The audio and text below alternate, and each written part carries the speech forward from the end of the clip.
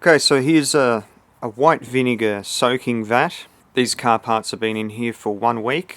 I've used white vinegar because it's the cheapest. In here's about 10 litres. What's very interesting about the vinegar is that if you half submerge your car part, it'll eat the rust on the steel that is submerged, but the part of the car part that it's exposed to the humidity and oxygen, it actually immediately rusts and it will turn red in like an hour. The hood latch in here was only partially submerged in vinegar until I went to the store to get more, and it was horribly red and rusty.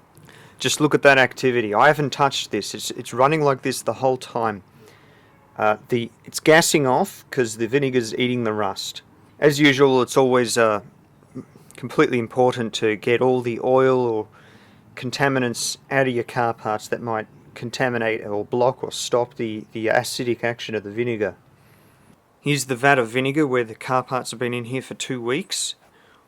What I've done is I've put a screwdriver half in this vinegar this morning about 4 hours ago, so I can show you the effect that happens here. You can see a lot of brown tint in the liquid, which will be rust that's come off the car parts, but you'll see a lot of red oxidization appearing on the car parts, which implies that they are still rusting in the vinegar. Now, my belief is that the vinegar does break down the corrosion, but I think maybe it's corrosive itself, so it's causing rust at the same time as eating rust. And not only is the vinegar doing this, but the fumes from the vinegar are strong enough to do it too. So here's a screwdriver with about 1.5 inches not submerged in the vinegar, but exposed to the fumes from it, and the rest of it is underneath the vinegar. Now, to prep this screwdriver, I scrubbed it hard with some 80 grit sandpaper. Here you can see the part of the screwdriver that was submerged in the vinegar is nice and clean. And there we are. That was perfectly clean steel just 4 hours ago, and that's what the fumes from the vinegar have done. I'm going to say vinegar is something to be careful with. So what I'm going to do here is pull the parts out because I don't think they're going to get any better. I think they're getting eaten away as quickly as they're getting cleaned. So I've got 2 buckets of very hot water. The first one I'm going to have just a drop of soap in, and then the second one is going to be just a rinse. Now, I'm not at all worried about touching this vinegar, it's just the water's nearly boiling hot, so I'm going to use these pliers.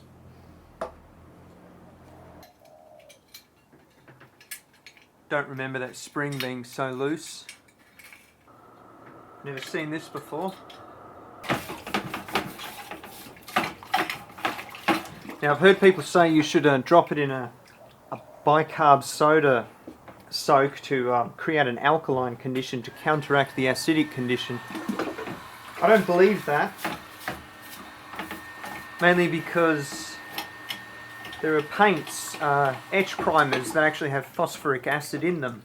So you're supposed to sandwich that in between your metal and your paint.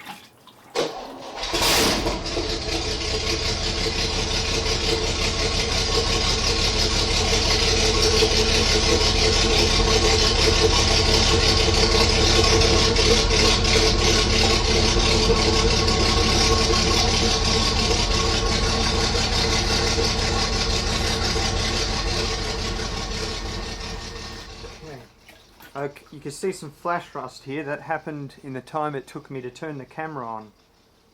But this, it's interesting, this has carved out all that rust beautifully, and this one's come out of the vinegar just clean, bright steel, and some of them come out brown and stained.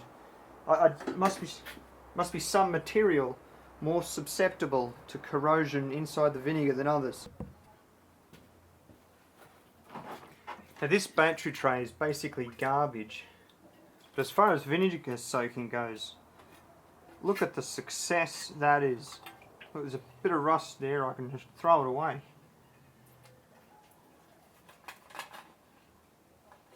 That is a beautiful success.